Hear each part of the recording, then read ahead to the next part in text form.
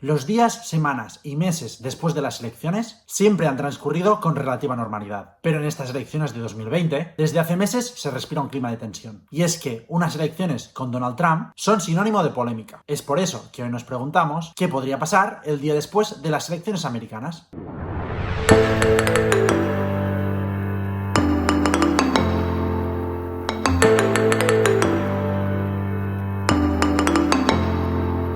Lo propio es esperar que el día después de las elecciones haya un ganador, que gane con una mayoría suficientemente amplia como para disipar cualquier atisbo de duda. Pero, a juzgar por las encuestas, parece que todo se decidirá por un margen muy pequeño.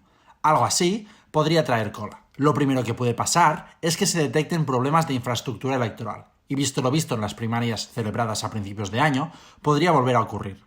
Es decir, hoy, cuando de aquí a unas horas se abran los colegios electorales, hay algunos donde los ordenadores no funcionen, por ejemplo. Algo así obligaría al centro de votación a cerrar, redirigiendo a los votantes a otros puntos de votación. Y esto comportaría dos cosas. Por un lado, que algunos colegios electorales vieran multiplicada su afluencia y tuvieran que retrasar la hora de cierre del centro.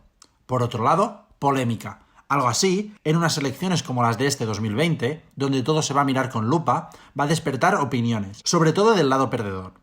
Y es que, en otros años, ya se han vivido estas situaciones, pero pasaron absolutamente desapercibidas. Otra cosa que puede pasar, y si se siguen las dinámicas de elecciones pasadas seguramente pase, es que haya un candidato que salga públicamente a dar su discurso de victoria antes de que se sepan los resultados finales.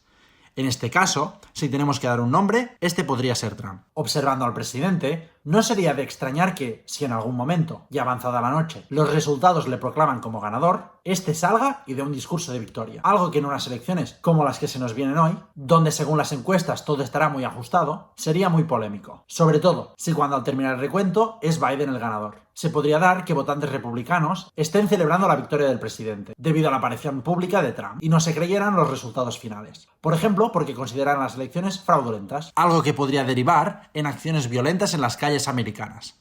Según apunta Político, podrían ser incentivadas por Trump, contrariamente a lo que debería hacer el líder de un país. Es por esto que será importante que, en dos estados bisagra, como son North Carolina y Florida, donde los resultados se sabrán relativamente pronto, haya un ganador claro. Para facilitar las cosas, Biden, ya que de ganar los demócratas, estos serían virtualmente ganadores y reducirían, y mucho, las posibilidades de victoria republicana. En cambio, de ganar Trump, en alguno o ambos estados, se generaría un nuevo escenario, con ambos partidos igualados y todo muy abierto, algo que a finales de la noche podría derivar en el caos que avanzábamos antes. Un tercer problema que podría afectar a las elecciones americanas, y del que se ha hablado mucho, son los ataques extranjeros. Y es que más allá del temor de ciberataques en materia de cambio de votos, una de las principales preocupaciones son las fake news. En Estados Unidos hay miedo que haya actores internacionales que se dediquen a extender noticias falsas o incluso se hackeen medios de comunicación en relación a un candidato campeón, durante las horas que los resultados finales se desconocen. Algo que los rusos ya intentaron hacer en las elecciones ucranianas de 2019. El último posible problema que podría producirse hoy,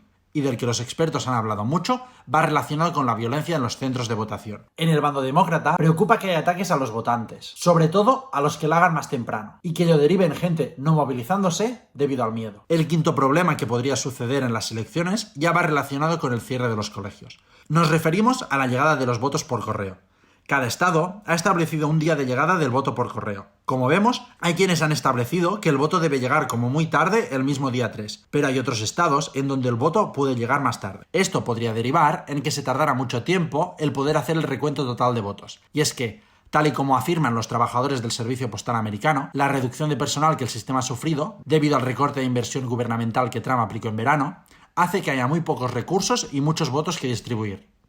Algo que podría hacer retrasar aún más la llegada de los votos. En algunos casos, se podría dar que algunos votos no fueran contados por llegar tarde, debido a la poca capacidad de trabajo del sistema de servicio postal. Algo que en algunos estados, donde todo se va a decidir por centenares de votos, podría llevar a los partidos a empezar procesos judiciales. Así pues, habrá que tener un ojo puesto en Nevada, donde la votación entera se va a hacer por correo, y también en Wisconsin, Michigan y Pensilvania, estados en los que Trump en 2016 ganó por menos del 1%.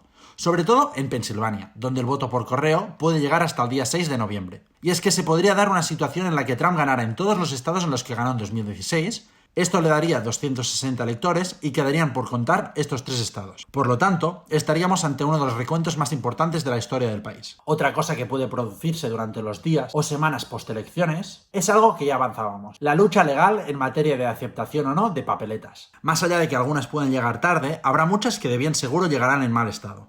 En los estados donde el ganador esté claro, dar o no validez a estos votos no será muy problemático, pero el problema llegará cuando las diferencias entre candidatos sean mínimas. Si la situación deriva en una lucha legal, tendrá que ser decidida por el Tribunal Supremo, una corte mayormente republicana, donde 3 de los 9 jueces que lo forman han sido nominados durante la presidencia de Trump. Otro problema del que hay que hablar es el que está en boca de todos. ¿Y si Trump no acepta los resultados? Estos últimos meses, esto ha sido algo que Trump ha afirmado muchas veces y que los medios de comunicación han difundido. Aún así, con la Constitución en la mano, si no gana las elecciones, el 20 de enero deja de ser presidente. Por lo tanto, deberá hacer las maletas e irse de la Casa Blanca. ¿Pero qué pasaría si Trump no quiere irse? En caso de no irse, sería arrestado por el servicio secreto, ya que con la pérdida de las elecciones, también habría perdido la inmunidad.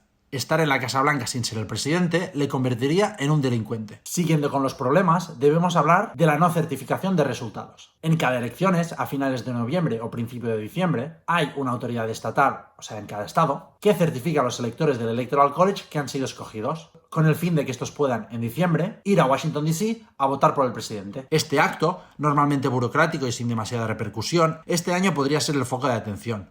Podría haber estados donde el encargado de la certificación se negara a hacerlo, por considerar los resultados fraudulentos. Finalmente, el último problema en materia de elecciones que podría darse vuelve a relacionarse con los electores del Electoral College. Hay quien piensa que Trump estaría intentando influenciar a potenciales electores demócratas para que, en el momento de votar por el presidente en diciembre, le voten a él y no al ganador real del estado que represente. En este caso, si no es Trump, sería Biden. De todos estos potenciales problemas, alguno pasará, pero de pasar a que de verdad llegue hasta el final, hay mucho recorrido por hacer. Para que alguna cosa de las que acabamos de explicar se materializara, el candidato que lo hiciera, vamos a suponer que es Trump, debería saltarse primero la barrera del Congreso y después la del Poder Judicial. Por lo tanto, debemos dejar claro que de pasar algo así, primero sería histórico y segundo, significaría el fin del sistema democrático americano. En todo caso, lo que está claro es que todo parece indicar que este año se pondrá a prueba la solidez de la joya de la corona de los padres fundadores, la separación de poderes y el sistema del checks and balances.